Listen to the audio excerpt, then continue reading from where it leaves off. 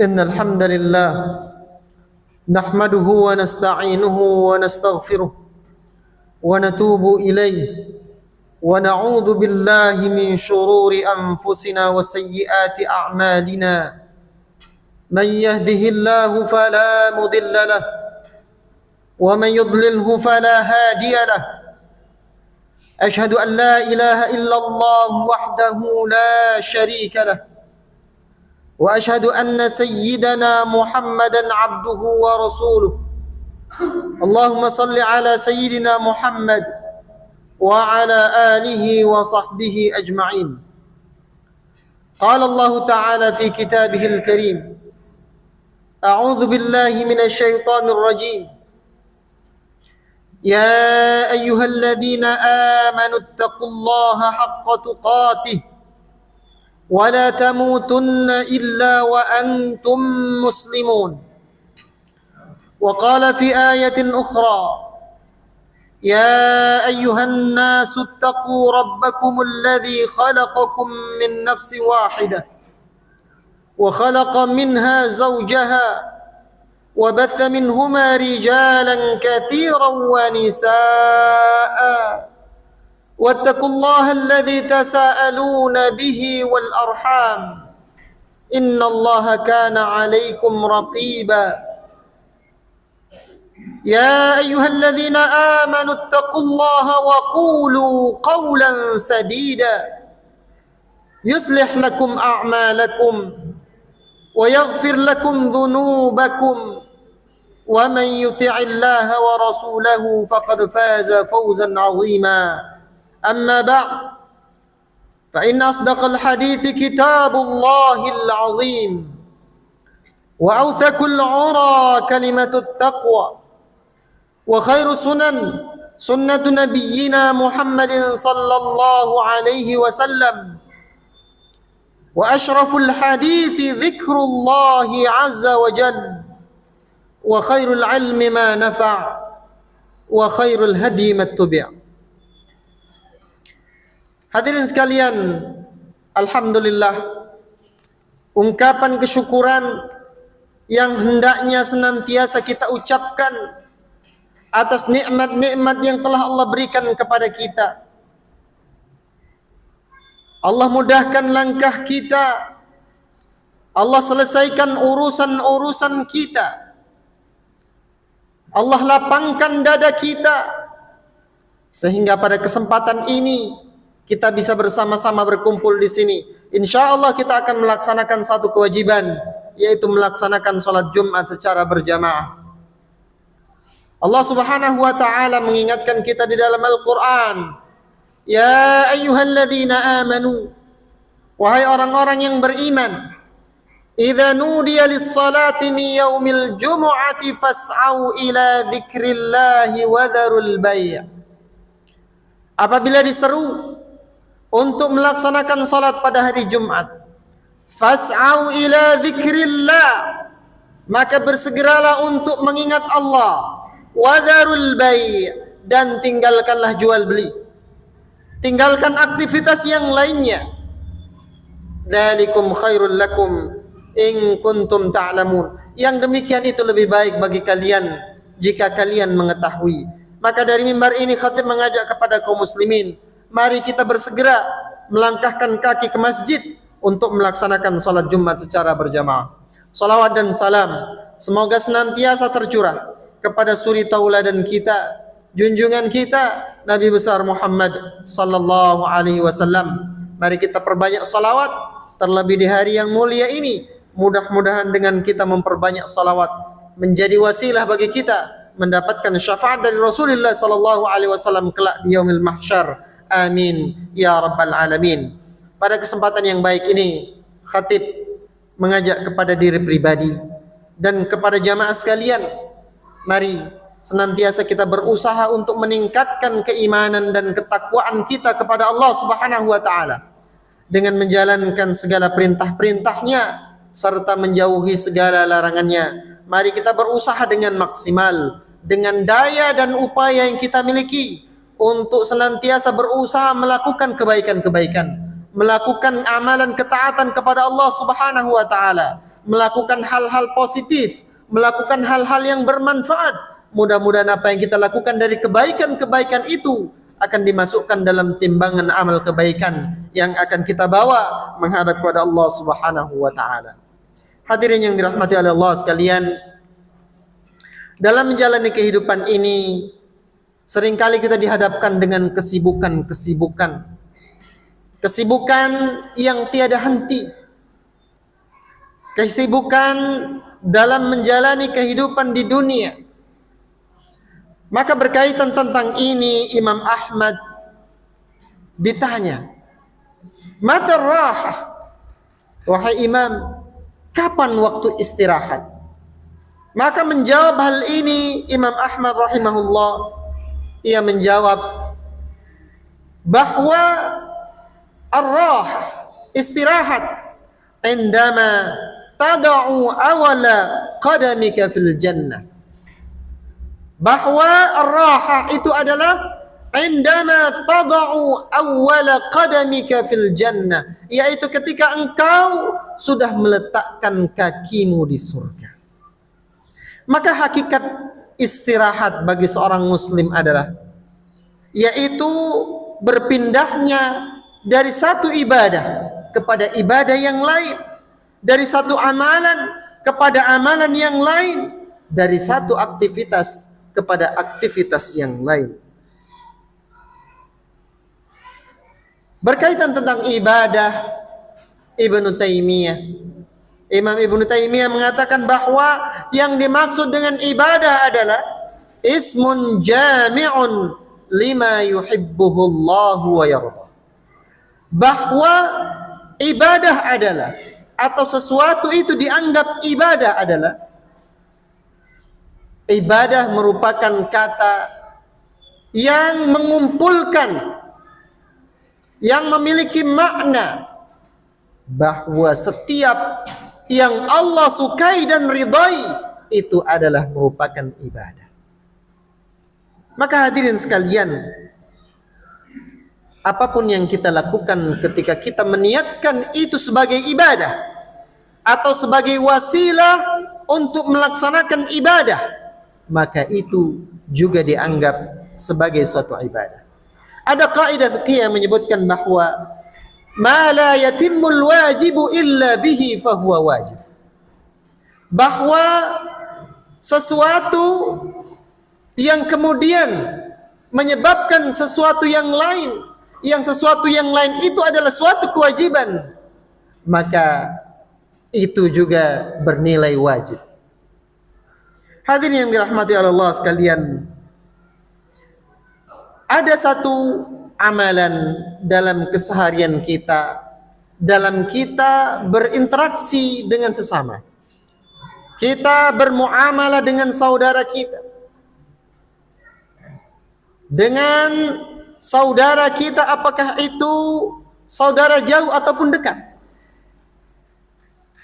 Amalan itu adalah silaturahim. Rasulullah sallallahu alaihi wasallam menganggap bahwa silaturahim itu sangat penting. Bahkan saking pentingnya silaturahim, Rasulullah sallallahu alaihi wasallam mengulang-ulang dalil yang berkaitan tentang silaturahim dalam setiap khutbah-khutbah. Wattaqullaha alladzi tasaaluna bihi wal arham. Dan takutlah kalian kepada Allah, zat yang kalian bersumpah karenanya, dan takutlah kalian untuk memutus silaturahim. Hadirin yang dirahmati oleh Allah sekalian, Allah Subhanahu wa taala menyebutkan penggalan ayat ini yang berkaitan tentang silaturahim setelah Allah menjelaskan tentang asal muasal ciptaan manusia. Maka bersilaturahim adalah suatu keniscayaan, karena kita adalah makhluk sosial. Kita membutuhkan orang lain untuk berhubungan, bersilaturahim, menjalin hubungan. Ada nasab yang dekat, ada juga nasab yang jauh. Ada keluarga yang dekat, ada juga keluarga yang jauh. Dan bahkan bersilaturahim itu berkaitan dengan kesempurnaan iman, sebagaimana disampaikan oleh Rasulullah sallallahu alaihi wasallam, "Man kana yu'minu billahi wal yaumil akhir falyasil rahimah." Siapa yang beriman kepada Allah dan hari akhir, maka hendaklah ia menyambung tali silaturahim. Ada banyak sekali Rasulullah sallallahu alaihi wasallam menyebutkan tentang keutamaan menjalin hubungan tali silaturahim. Di antaranya adalah sebagaimana disebutkan dalam hadis Rasulullah, "Man arada an yubsata lahu fi rizqihi wa an yunsa'a lahu fi atharih falyasil rahimah." Siapa yang menghendaki dibentangkan rizkinya, diluaskan rizkinya, dan dipanjangkan usianya, falyasil rahimahu, maka hendaklah ia menyambung tali silaturahim. Berkaitan tentang makna hadis dibentangkan rizki, ada dua makna yang bisa kita pahami. Bahwa yang pertama adalah Allah benar-benar meluaskan rizkinya, menambah rizkinya ketika ia menjalin hubungan tali silaturahim. Ada pula kita dapat memaknainya, seseorang rizkinya biasa-biasa saja, tetapi karena dia menjalin tali silaturahim, kemudian Allah memberikan keberkahan padanya, sehingga rizkinya pun menjadi berkah dan cukup. Kemudian yang kedua, dipanjangkan usianya, juga memiliki dua pemahaman. Yang pertama adalah Allah benar-benar memanjangkan usianya oleh sebab ia melakukan silaturahim. Dan apa yang menjadi ketentuan Allah Subhanahu wa taala masih bisa berubah dengan doa. Yamhullahu ma yasha' wa yuthbit. Allah menghapus yang ia kehendaki dan menetapkan yang baru. Atau pemahaman yang kedua, yang dimaksud dengan dipanjangkan usianya adalah usianya sesuai dengan ketentuan, tetapi kemudian usianya itu pun menjadi berkah. Usianya dipenuhi dengan kebaikan-kebaikan, dipenuhi dengan hal-hal yang bermanfaat, sehingga kemudian manakala ia telah tiada, maka sesungguhnya apa yang ia lakukan dari kebaikan itu akan dikenang oleh orang lain. Hadirin yang dirahmati oleh Allah sekalian, di dalam Al-Quran sering kita temukan diulang-ulang kata rahim dan arham. Demikian pula di dalam hadis ada juga kita temukan kata rahim dan arham, tetapi secara spesifik tidak dijelaskan siapa yang dimaksud dengan kerabat. Apakah kerabat yang dimaksud adalah kerabat yang dekat, ataukah secara umum kerabat dalam pengertian orang-orang yang dekat dengan kita?